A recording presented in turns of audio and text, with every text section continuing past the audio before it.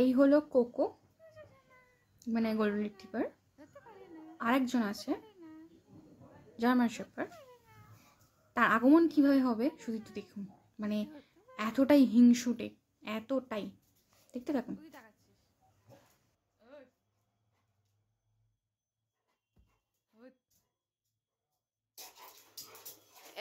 লেগে যাবে,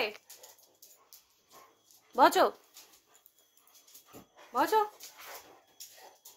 বচো। উফ, থামবি থামবি। আবার লম্বা লম্বা ঠ্যাংগুলো আমার কাছে নিয়ে আসবি না। না, এটা দেখেছিস, দেখেছিস এটা দেখেছিস? এটা বচো, এই যারা কি হয়েছে, কি হয়েছে রে? হিংসুটে একটা